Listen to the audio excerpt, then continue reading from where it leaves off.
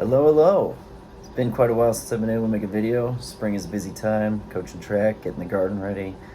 But school year's out, so hopefully we can get some videos in, maybe even finish Leviticus over the summer. We'll see. Today we're on Leviticus 20. Oh, and our pastor is taking a little vacation this weekend, and I was asked to do the sermon, so if it's videotaped, maybe I'll put that on the channel too.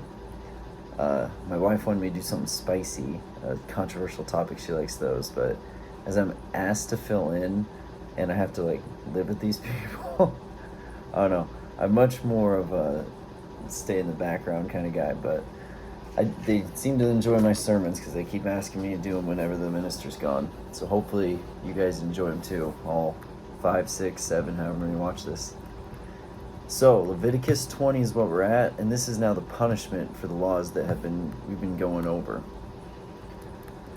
As we know, Leviticus is a law book. All right, so we're going to start off, and I doubt I have kids watching these anyway, but some of the stuff in here is extreme. We're going to take it in context, and we're going to talk about it.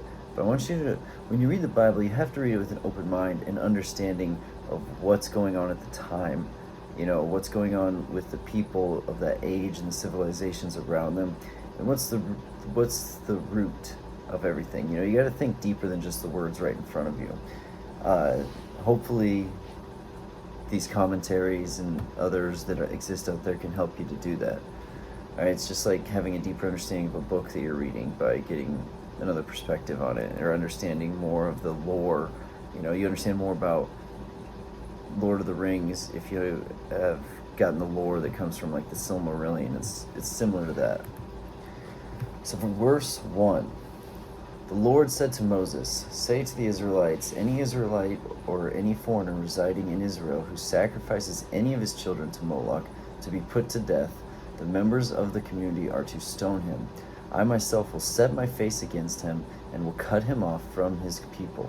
For by sacrificing his children to Moloch, he has defiled my sanctuary and profaned my holy name." So I couldn't find a lot on this, but I usually pull up about 4 different commentaries and go through them quickly before I do this. And maybe not that many, sometimes only 2 or 3. But I usually stick with the enduring word just because of the way it's broken down. It doesn't always have the best information. I'll take information from other ones, but I like the way that it's broken down to read.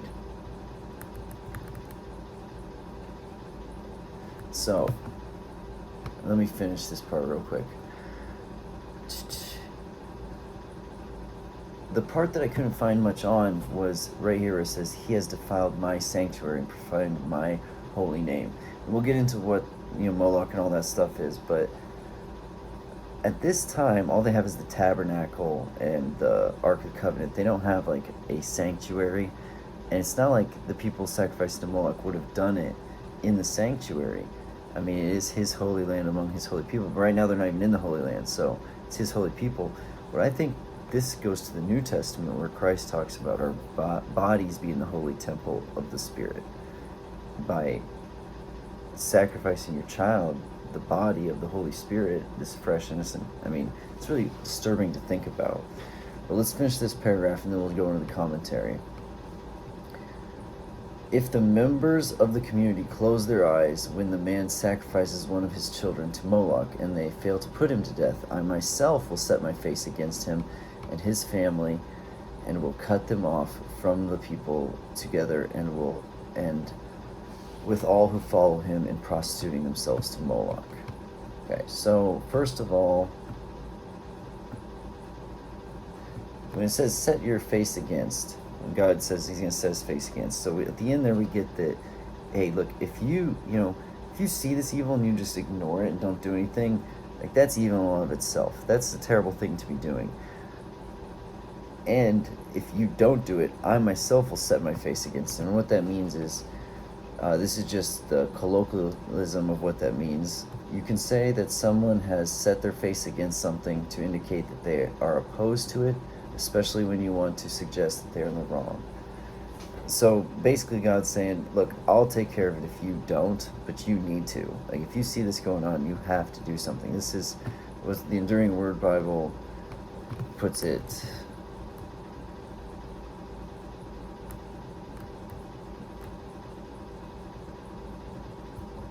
Like, yeah, basically the same thing I said. To ignore a great evil is in itself evil.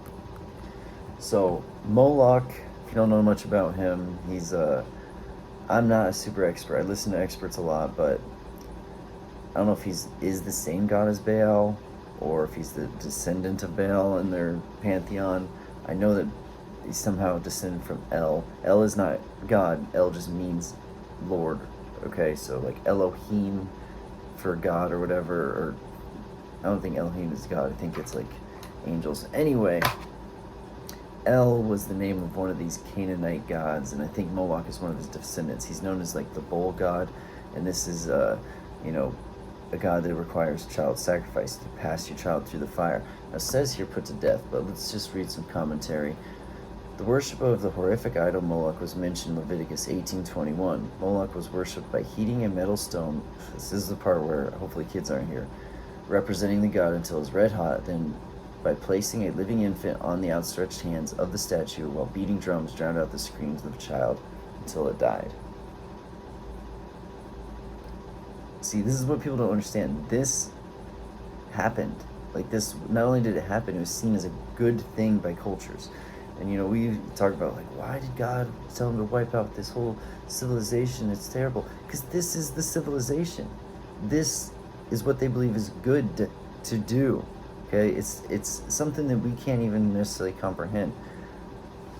Or can we? I mean, it's kind of the argument of pro-life versus pro-choice, but this is just much more extreme level, I feel like. It says here, another commentary, there are some who believe that in the worship of Moloch, infants were not burned to death. They were only passed through a fire in a ritual honor to the idol, like burning them. It is possible that this happened in some cases, but it seems certain through research that at least one aspect of offering of infants to Moloch was actual human sacrifice. And on top of that, it says right here, whoever gives any of his descendants to Moloch, I'm sorry,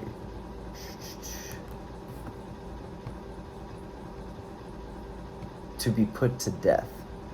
So if they were just burning him, I don't think God liked that. I don't think he was for it, and especially it being an idol and hurting an infant and all that. But he makes it clear, like, no, I'm talking about kill the people who are sacrificing their children to Moloch to be put to death. Those are the ones. So it's not even talking about these ones who are just burning them, which I don't think was actually happening. I think it was anyway. So moving on.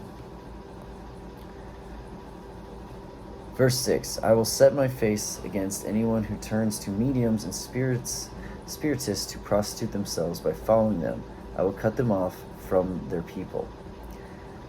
Okay, even Saul does this, and he calls back, I think it's Samuel, to talk to him. Samuel's like pissed at him. Dude, what are you doing? You're not supposed to be doing this. And this is when he's getting all crazy because he thinks, you know, he's paranoid about David overthrowing him and all this stuff. Saul was, I mean.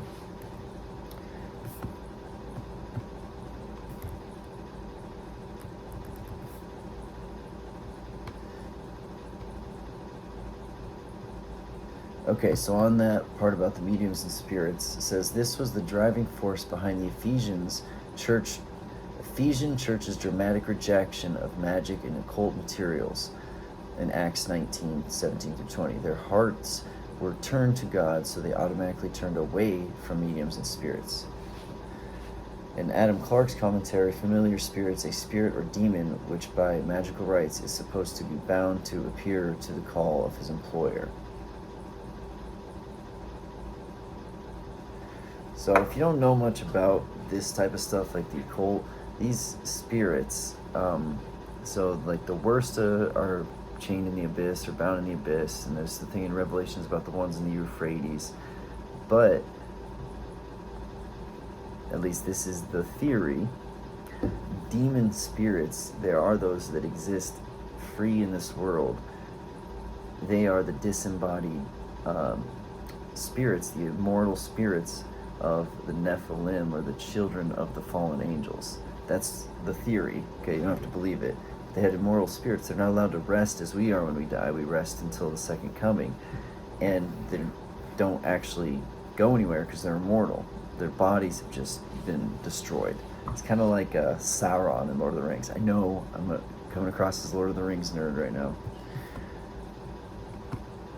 So these things are real. Like, you can't have contact with them. And even if you can't, it's still just super disrespectful to God. Now, is it worth killing over if they're not real?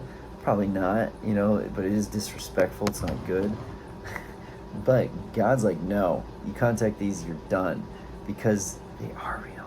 And here's the thing about these demons, these spirits, they're trolls. They're like internet trolls. You ever hear that thing about bleed free? These Reddit trolls got these feminists to not wear periods or not wear tampons when they're on their period. This brief bleed free movement. Well, they're just trolls. They're just trying to get these women to do something silly and stupid to embarrass themselves. That's what the demons do. Yeah, watch the porn. Yeah, play with yourself. Yeah, do the drugs. Oh.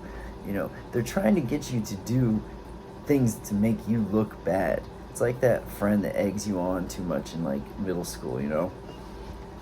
That's all they are. They're trolls, literally. All right, verse 7. Consecrate yourself to and be holy, because I am the Lord your God. Keep my decrees and follow them. I am the Lord who makes you holy. Pretty basic there. Anyone who curses their father or mother is to be put to death, because they have cursed their father or mother. Their blood will be on their head. All right, so we're going to get into a lot of you get to die for this stuff, and we'll talk more about that and whether it's severe or what the purpose behind it is, and how often it's actually carried out, why maybe. Anyway, but right here, this one people get confused with, because we just have such a watered down version of what this means. It doesn't mean a teenager who gets mad and argues with their parents or dishonors them a few times. They're literally think about what's going on right here. They're talking about occultic stuff to this point. Pretty soon it'll move over into sexual based things, but it's a curse. They're talking about an actual curse. Now, you may not believe in the superstitious stuff, but a lot of people at this time did.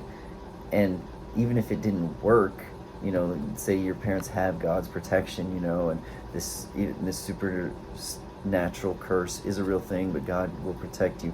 You still in your heart wanted to kill your parents. So here's the commentary on that. So virtually all commentators agree that this is not the outburst of a small child or even adolescent against their parents, but the settled heart of an adult child against their parent. Such an intergenerational warfare was not to be tolerated and was punishable by death. This was a crime against the family and the community. So think about what we know about history.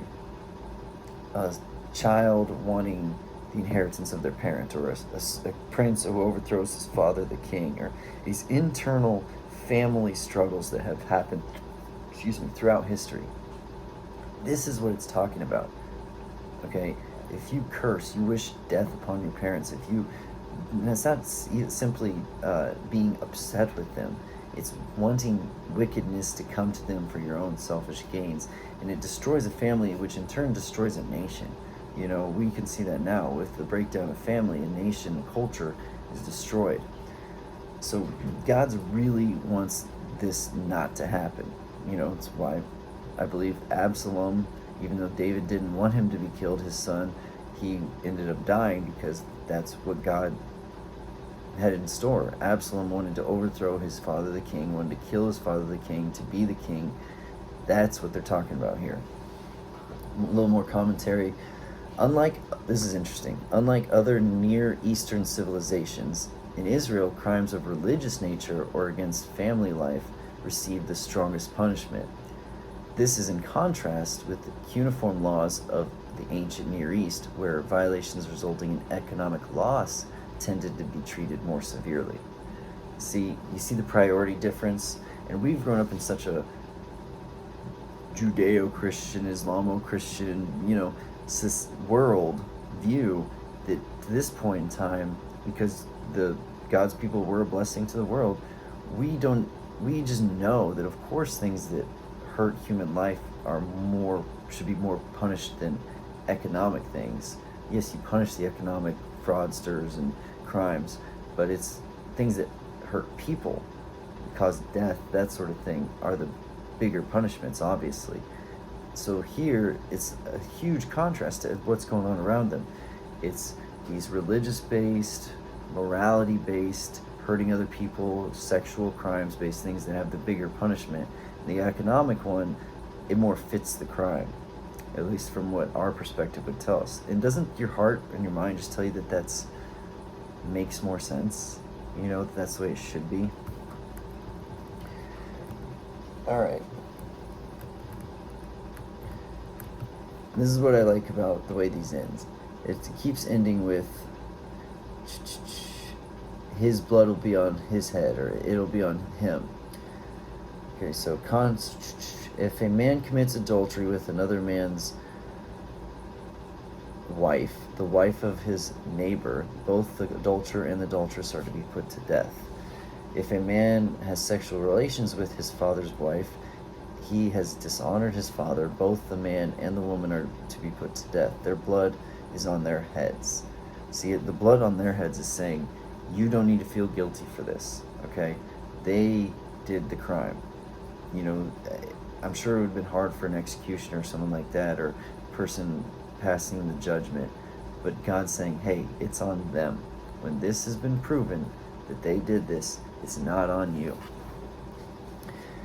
If a man has sexual relations with his daughter-in-law, both of them are to be put to death. What they have done is a perversion. Their blood will be on their own heads. If a man has sexual relations with a man as one does with a woman, both of them they have both done what is detestable.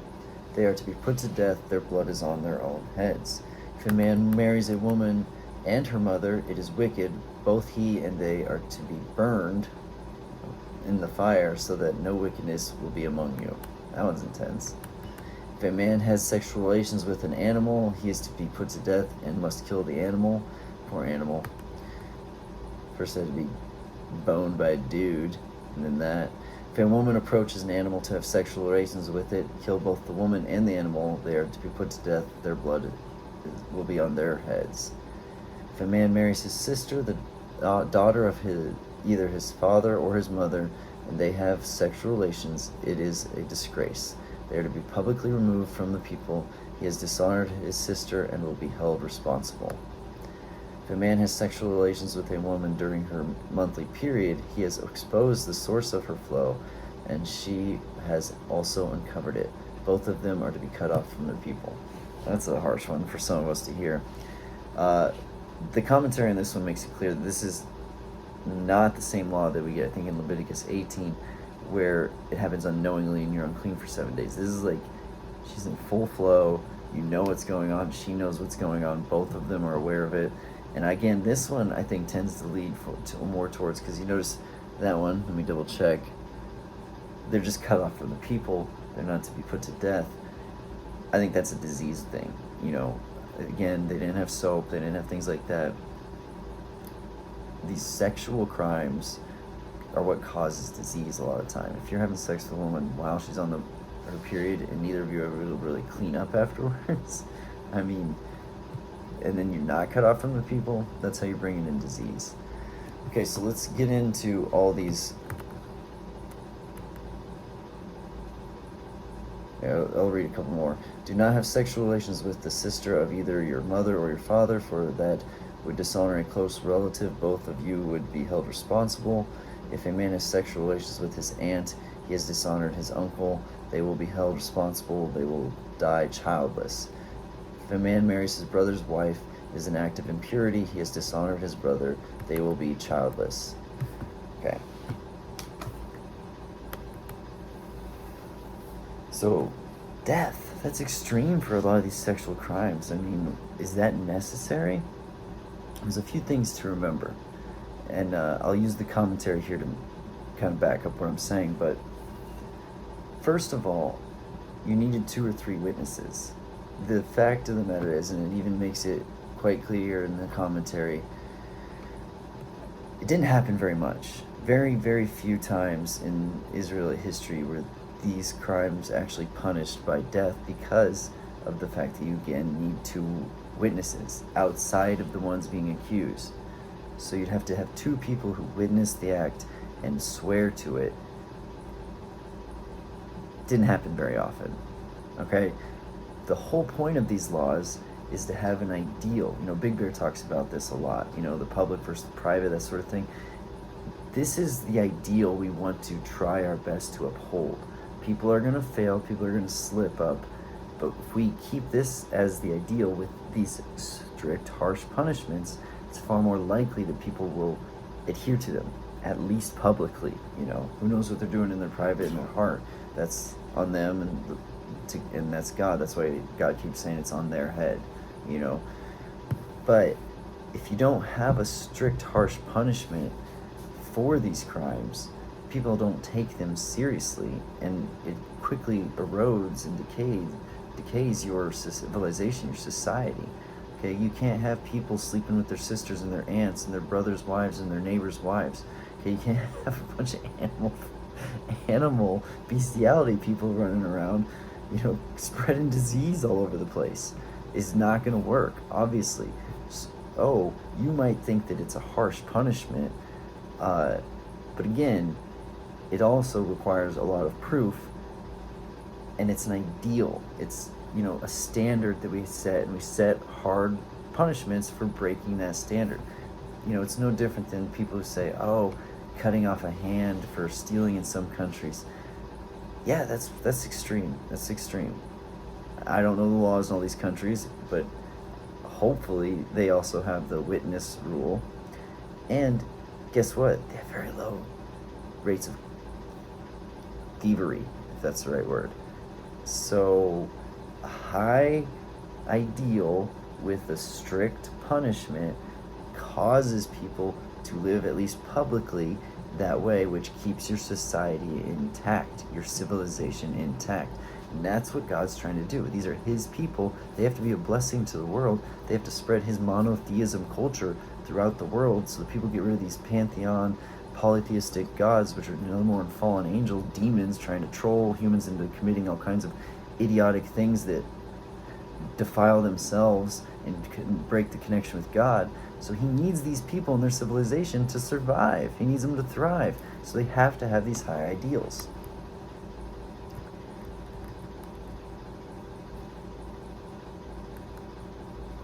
Alright, so let's look at some of this commentary. The word perversion, it says it carries the idea of confusion or of something that is out of harmony with the normal or order of creation. In view of the context, it may be legitimately translated incest. The word perversion might translate directly to incest.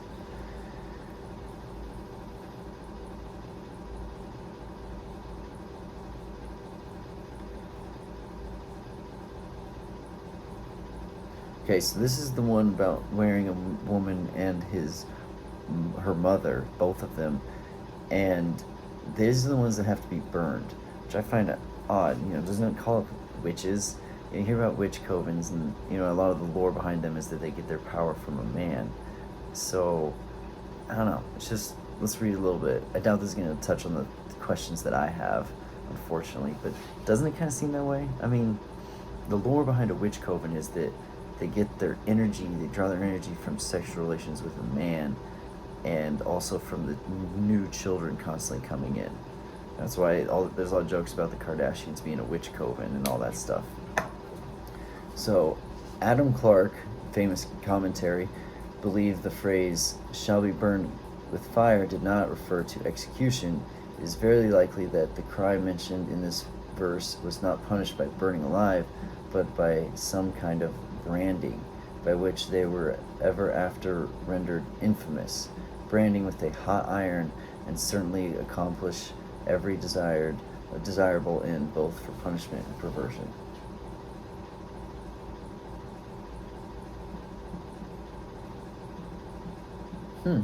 That makes sense. They just branded them.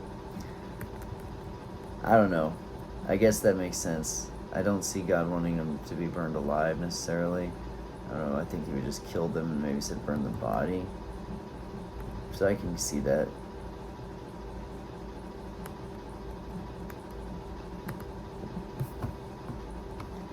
Alright. The bestiality one just seems obvious.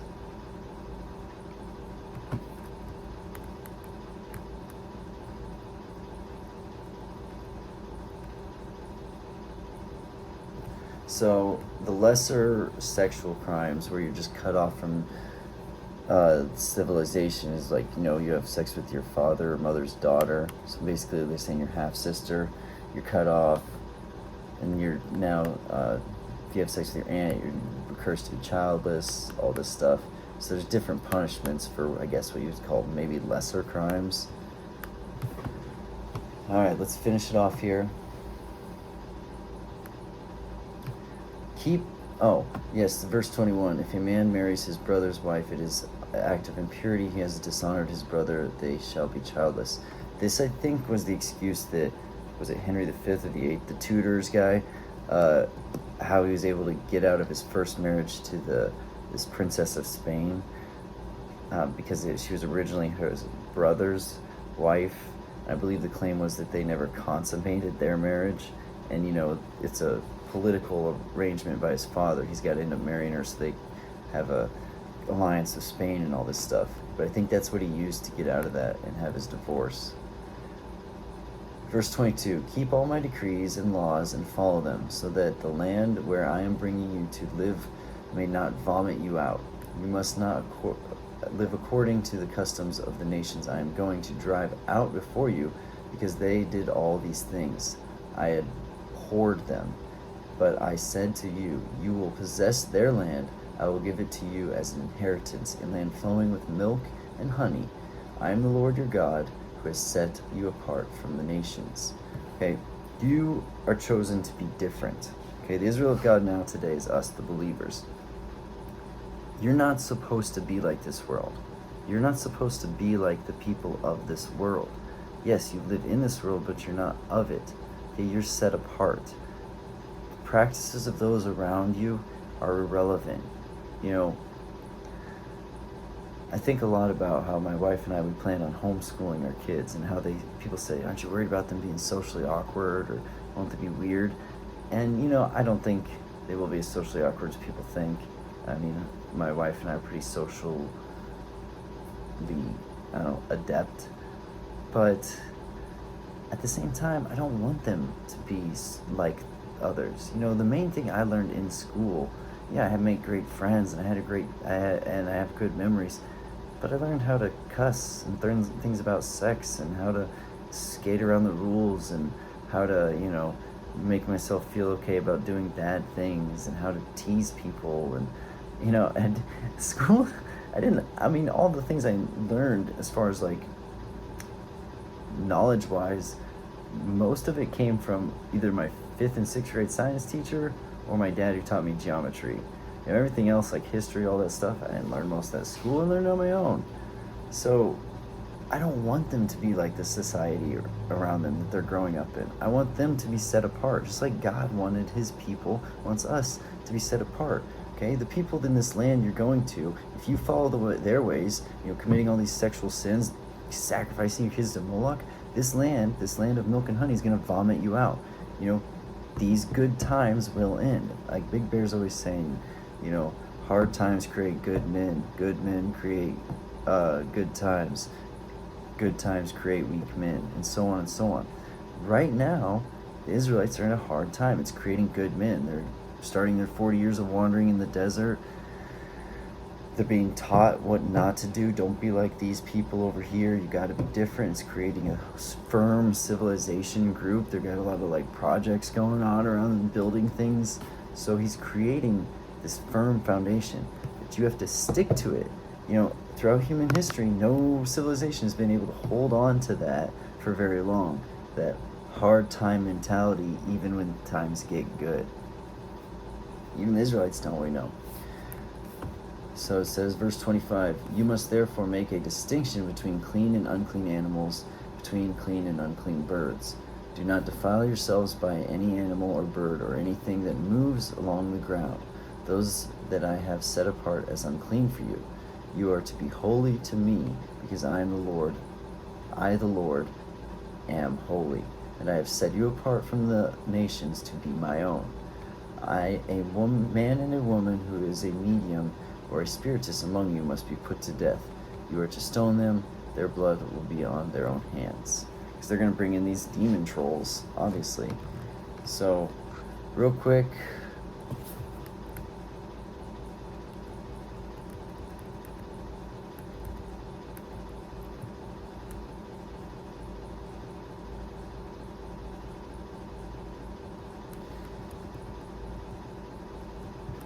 So it says here in the commentary these laws were not only given so that Israel could possess the land, they were also so God could possess Israel, so they would be holy to him.